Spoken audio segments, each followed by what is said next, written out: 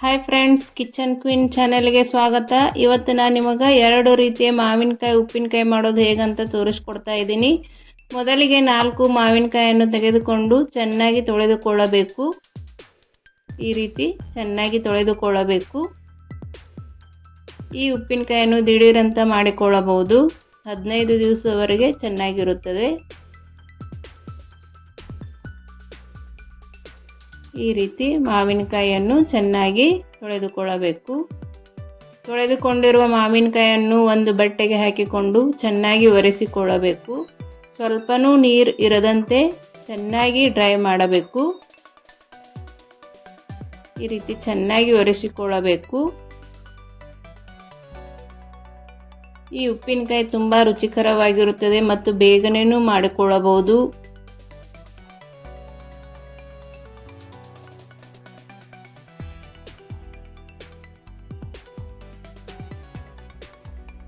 ಈಗ ಮಾವಿನಕಾಯಿಯನ್ನು ಕಟ್ ಮಾಡಿಕೊಳ್ಳೋಣ. ಈ ರೀತಿ ಗೊಟ್ಟವನ್ನು ತೆಗೆದುಕೊಂಡು ಸಣ್ಣ ಸಣ್ಣ ಪೀಸ್ಗಳಾಗಿ ಮಾವಿನಕಾಯಿಯನ್ನು ಕಟ್ ಮಾಡಿಕೊಳ್ಳಬೇಕು.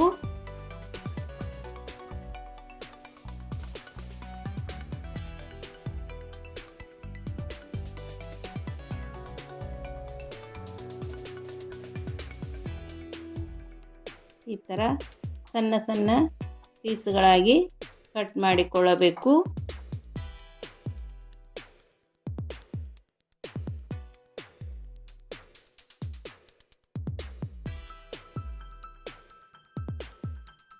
ಈ ಉಪ್ಪಿನಕಾಯಿ ಬೇಗನೆಯೂ ಮಾಡಿಕೊಳ್ಳಬಹುದು ಮತ್ತು ತುಂಬ ರುಚಿಕರನೂ ಆಗಿರುತ್ತದೆ. ಒಂದು ಸಲ ಮಾಡಿ ನೋಡಿ.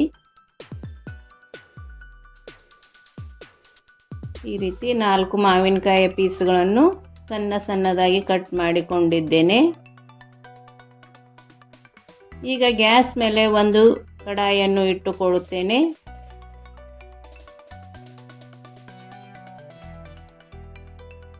ಅದಕ್ಕೆ 1 ಸ್ಪೂನ್ ಸಾಸಿವೆಯನ್ನು ಹಾಕಿಕೊಳ್ಳೋಣ.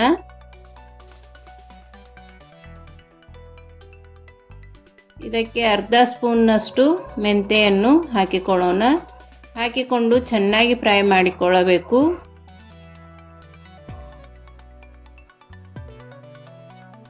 ಸ್ವಲ್ಪ ಬ್ರೌನ್ ಕಲರ್ ಬರುವವರೆಗೂ ಫ್ರೈ ಮಾಡಿಕೊಂಡು ಪೌಡ್ರ್ ಮಾಡಿ ಇಟ್ಟುಕೊಳ್ಳಬೇಕು.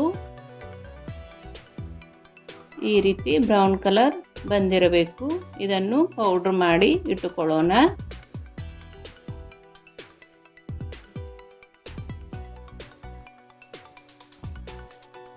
ಈಗ ನಾನು 2 ಮಾವಿನಕಾಯಿಯ ಪೀಸ್ಗಳನ್ನು ತೆಗೆದುಕೊಂಡಿದ್ದೇನೆ. ಇದಕ್ಕೆ ಅರ್ಧ ಸ್ಪೂನ್ನಷ್ಟು ಉಪ್ಪನ್ನು ಹಾಕಿಕೊಳ್ಳುತ್ತೇನೆ.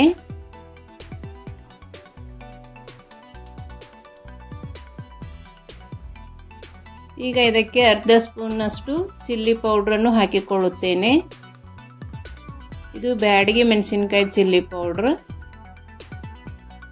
ಕಲರ್ ತುಂಬ ಚೆನ್ನಾಗಿ ಬರುತ್ತದೆ. ಈಗ ಹುರಿದುಕೊಂಡು ಪೌಡ್ರ್ ಮಾಡಿಟ್ಟುಕೊಂಡಿರುವ ಸಾಸಿವೆ ಮೆಂತೆ ಪೌಡ್ರನ್ನು ಹಾಕಿಕೊಳ್ಳುತ್ತೇನೆ. ಇದಕ್ಕೆ 1 ಸ್ಪೂನ್ ಅಥವಾ 2 ಸ್ಪೂನ್ನಷ್ಟು ಆಯಿಲನ್ನು ಹಾಕಿಕೊಳ್ಳಬೇಕು. ಹಾಕಿಕೊಂಡು ಚೆನ್ನಾಗಿ ಮಿಕ್ಸ್ ಮಾಡಿಕೊಂಡರೆ ಈ ಉಪ್ಪಿನಕಾಯಿ ರೆಡಿ ಆಯಿತು. ಈಗ ಇನ್ನೊಂದು ರೀತಿಯ ಉಪ್ಪಿನಕಾಯಿಯನ್ನು ಹೇಳಿಕೊಡುತ್ತೇನೆ. ಉಪ್ಪಿನಕಾಯಿ ತುಂಬ ಟೇಸ್ಟಿಯಾಗಿಯೂ ಇರುತ್ತವೆ, ಬೇಗನೆಯೂ ಮಾಡಿಕೊಳ್ಳಬಹುದು. ಈಗ ಈ ಉಪ್ಪಿನಕಾಯಿ ರೆಡಿ ಆಯಿತು. ಈಗ ಇನ್ನೊಂದು ರೀತಿಯ ಉಪ್ಪಿನಕಾಯಿಯನ್ನು ಮಾಡಿಕೊಳ್ಳಲು 2 ಮಾವಿನಕಾಯಿಯ ಪೀಸ್ಗಳನ್ನು ತೆಗೆದುಕೊಂಡಿದ್ದೇನೆ. ಅದಕ್ಕೆ 1 ಸ್ಪೂನ್ನಷ್ಟು ಅಚ್ಚ ಖಾರದ ಪೌಡ್ರನ್ನು ಹಾಕಿಕೊಳ್ಳುತ್ತೇನೆ. ಈಗ ರುಚಿಗೆ ತಕ್ಕಷ್ಟು ಉಪ್ಪನ್ನು ಹಾಕಿಕೊಳ್ಳೋಣ. ಈಗ ಇದಕ್ಕೆ ಬೆಲ್ಲವನ್ನು ಹಾಕಿಕೊಳ್ಳುತ್ತೇನೆ. ಬೆಲ್ಲವನ್ನು ಚೆನ್ನಾಗಿ ಪೌಡ್ರ್ ಮಾಡಿ ಹಾಕಿಕೊಳ್ಳಬೇಕು.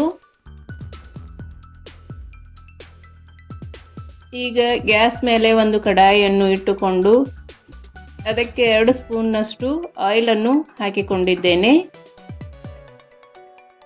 ಆಯಿಲ್ ಕಾದ ತಕ್ಷಣ ಇದಕ್ಕೆ ಸ್ವಲ್ಪ ಸಾಸಿವೆಯನ್ನು ಹಾಕಿಕೊಳ್ಳಬೇಕು. 1 ಸ್ಪೂನ್ನಷ್ಟು ಸಾಸಿವೆಯನ್ನು ಹಾಕಿಕೊಳ್ಳಬೇಕು. ಈ ಉಪ್ಪಿನಕಾಯಿ ಸ್ವೀಟಾಗಿ ತುಂಬ ಚೆನ್ನಾಗಿರುತ್ತದೆ. ಒಂದು ಸಲ ಮಾಡಿ ನೋಡಿ. ಸಾಸಿವೆ ಚಟಪಟ ಅಂದ ತಕ್ಷಣ ಇದಕ್ಕೆ ಸ್ವಲ್ಪ ಇಂಗನ್ನು ಹಾಕಿಕೊಳ್ಳುತ್ತೇನೆ.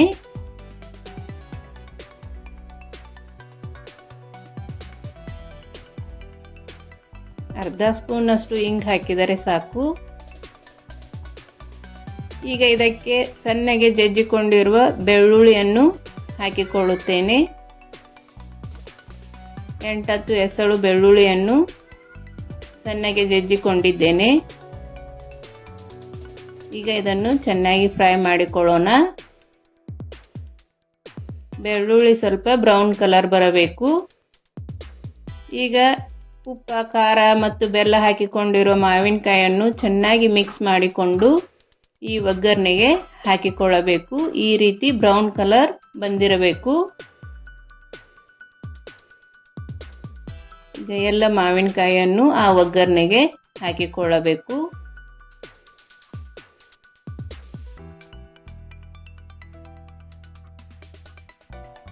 ಹಾಕಿಕೊಂಡು ಚೆನ್ನಾಗಿ ಮಿಕ್ಸ್ ಮಾಡಿಕೊಳ್ಳಬೇಕು.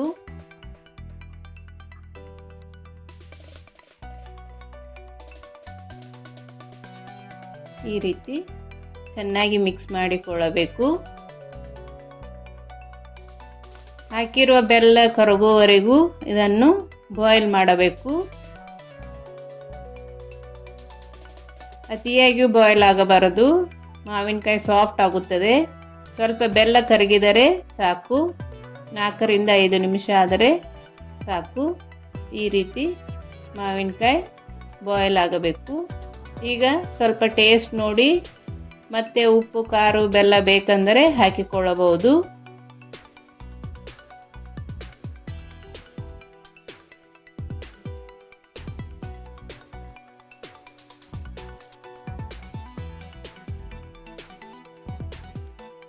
ಒಂದು ಸಲ ಈ ಉಪ್ಪಿನಕಾಯಿಯನ್ನು ಮಾಡಿ ನನಗೆ ಕಮೆಂಟ್ ಮಾಡಿರಿ.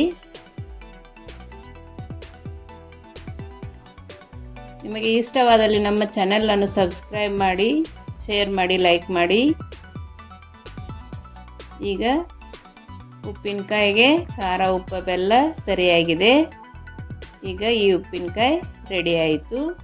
ತುಂಬ ಟೇಸ್ಟಿಯಾಗಿರುತ್ತದೆ.